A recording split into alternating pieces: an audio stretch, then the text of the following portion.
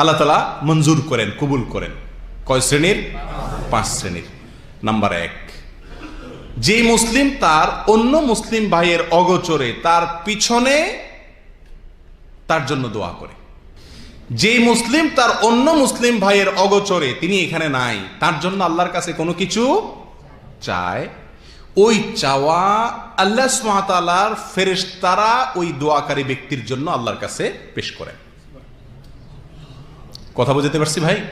সহিহ মুসলিমের হাদিসে আসছে, আবু দারদা রাদিয়াল্লাহু তাআলা বর্ণনা করেছেন, নবী আলাইহিস সালাতু ওয়াস সালাম বলেছেন, মা মিন আবদিন মুসলিমিন ইয়াদউ লিআখিহি বিযাহরিল গায়বি ইল্লা ক্বালাল মালাকু ওয়া লাকা বিমিসলিন।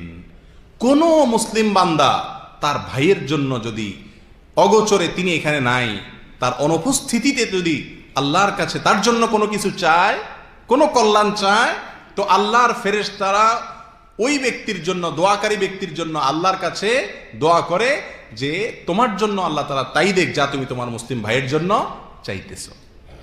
তাহলে আমাদের জানা শোনা, পরিচিত অপরিচিত যত মুসলিম ভাই বোনেরা আছেন, তাদের জন্য তাদের অগোচরে আমরা যা চাইবো, মনে রাখবো যে সেই চাওয়াটা আল্লাহর ফেরেশতারা আমার জন্য আল্লাহর কাছে কি করবেন? পেশ করবেন। আর ফেরেশতার চাওয়া এটা মঞ্জুর হওয়ার সম্ভাবনা একেবারেই জোরালো। ঠিক না বেঠিক? তাহলে একটি জায়গা আমরা পেলাম যে আমি যদি চাই আমার দোয়া কবুল হোক, তাহলে একটি কৌশল হলো আমি কি করব? অন্য ভাইয়ের জন্য কি করব? দোয়া করব। তাহলে ইনশাআল্লাহ আল্লাহ সুবহানাহু ওয়া তাআলা আমাকেও কি করবেন? দিয়ে দিবেন। দুনিয়ার ব্যাপারটা সম্পূর্ণ ব্যতিক্রম ভাই। দুনিয়ার বিষয়ে আপনি যদি কিছু পাইতে চান, তো আপনি চাইবেন যে এটা আমি চাই, আর জনে কেউ না চায়। ঠিক না বেঠিক? কারণ আরেকজন চাইলে তারেও যদি দেয় দাতায়, তাহলে আমারটা তো মিসও হইতে পারে। আল্লাহ সুবহানাহু ওয়া তাআলার সিস্টেম সম্পূর্ণ উল্টো। আপনি যদি অন্যের জন্য চান, আল্লাহ সুবহানাহু ওয়া তাআলা আপনার জন্য কি করবেন? ইনশাআল্লাহ মঞ্জুর করবেন। মনে থাকবে তো ইনশাআল্লাহ? 1 নম্বর জায়গা পেয়ে গেলাম। নাম্বার 2, মাজলুম ব্যক্তির দোয়া, অত্যাচারিত ব্যক্তির দোয়া। যে ব্যক্তি কোনোভাবে অত্যাচারিত হয়েছে, জুলুমের শিকার হয়েছে, কেউ তার প্রতি জুলুম করছে, সেটা কথা দিয়া হোক, কাজ দিয়া হোক, হাত দিয়া হোক, অথবা অর্থকরীর দিক থেকে হোক, যেই কোনোভাবে কারোর প্রতি যদি জুলুম করা হয়, যে ব্যক্তি মাজলুম, অত্যাচারিত, এই ব্যক্তির দোয়া কি হয়ে যায়?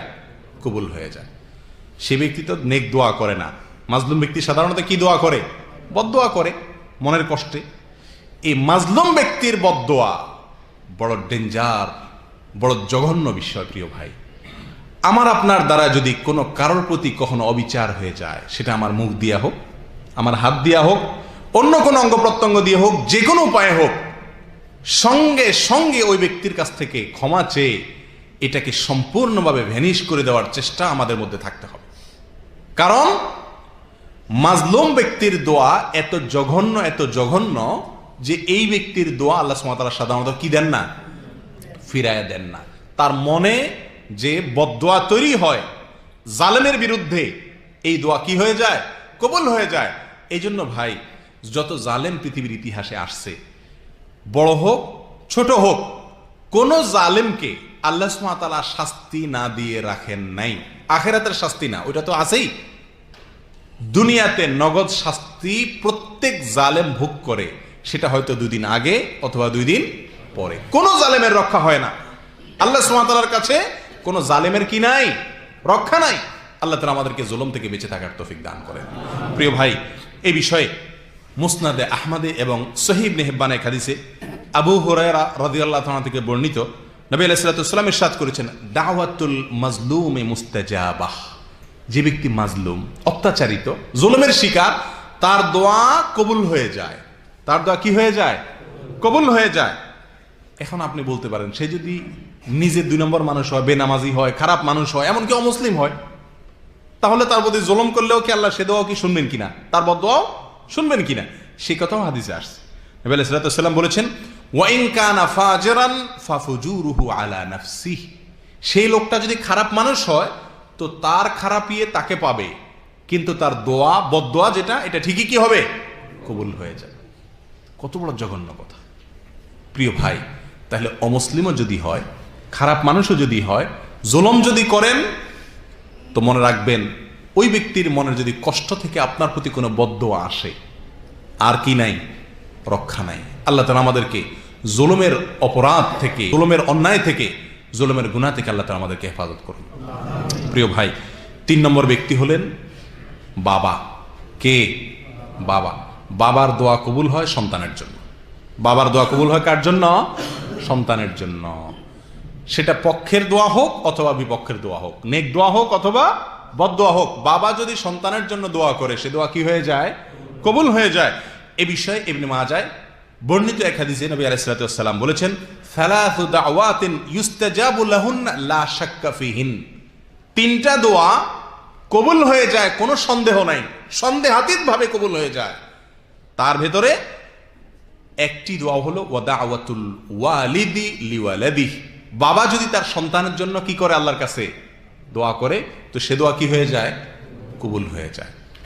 অন্য বর্ণনায় আসছে দাওয়াতুল ওয়ালিদি আলা ওয়ালাদি, অর্থাৎ বাবা যদি সন্তানের বিরুদ্ধে বদদোয়া করে সেটাও কি হয়ে যায়? কবুল হয়ে যায়।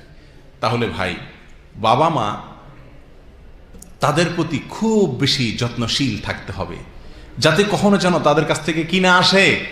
বদদোয়া না আসে। সবসময় যেন তাদের কি পাই? আমরা নেক দোয়া পাই। এই আপ্রাণ চেষ্টা সবসময় থাকতে হবে। আল্লাহর পক্ষ থেকে বড় কঠিন পরীক্ষা মা বাবা। উল্টাপাল্টা করবেন ওনারা, কিন্তু ব্যবহার খারাপ করা যাবে না। জুলুম করবেন ওনারা, কিন্তু ব্যবহার খারাপ করা যাবে না। কঠিন একটা জায়গা, কিছু বলতেও পারবেন না, শুধু সইতে হবে। শুধু কি করতে হবে? সইতে হবে। বাবা মা যদি নিজেরা অন্যায় করেন তার বিচার আল্লাহ অবশ্যই করবেন, সেটা ভিন্ন কথা, কিন্তু আপনি করতে পারবেন না, বিচার করতে পারবেন না, এবং কিছু বলতে পারবেন না। বড় জটিল একটি জায়গা। যাই হোক, তো বাবার দোয়া সন্তানের জন্য এটা কি হয়ে যায়? কবুল হয়ে যায়। নাম্বার 4, নেক সন্তানের দোয়া তার বাবা মায়ের জন্য। বাবা মার মৃত্যুর পরে যদি নেক সন্তান থাকে, ভালো আমলকারী সন্তান থাকে, এমন সন্তান থাকে যে সন্তান নামাজি, কালামি, দিনদার, তো তার দোয়াও ওই বাবা মার জন্য আল্লাহ কি করেন? কবুল করেন।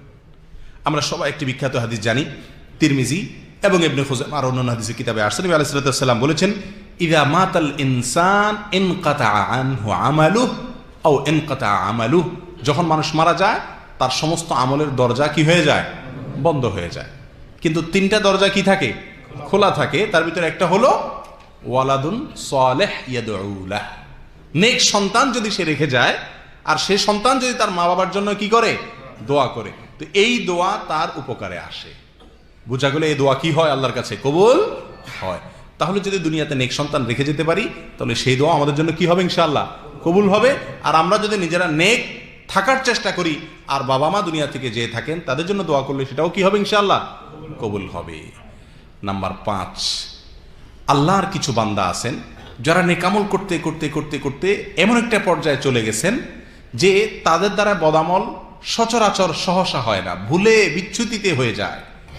এরকম যদি ভালো কাজ ছাড়া মন্দ কাজ তিনি করেন না, সঠিক ছাড়া বেঠিকের পথে পা দেন না, এরকম যদি কোনো আল্লাহর বান্দা চলতে চলতে চলতে চলতে এই পর্যায়ে চলে যেতে পারেন, তাহলে ওই ব্যক্তি যা চান আল্লাহ তা দেন। যা চান আল্লাহ তা দেন। সহিহ বুখারীতে আসছে, নবী আলাইহিস সালাতু ওয়াস সালাম বলেছেন, আল্লাহর কিছু বান্দা তারা ফরজ আমলগুলো করে, নফল আমলগুলো করে করে আল্লাহ তাআলা নৈকট্য অর্জন করে, করতে করতে করতে একটা পর্যায়ে গিয়ে তার হাত, তার মুখ, তার চোখ, তার কান, তার অঙ্গ প্রত্যঙ্গ থেকে যাই চায় সবকিছু আল্লাহ সুবহানাহু ওয়া তাআলা কি করে দেন? মঞ্জুর করে দেন।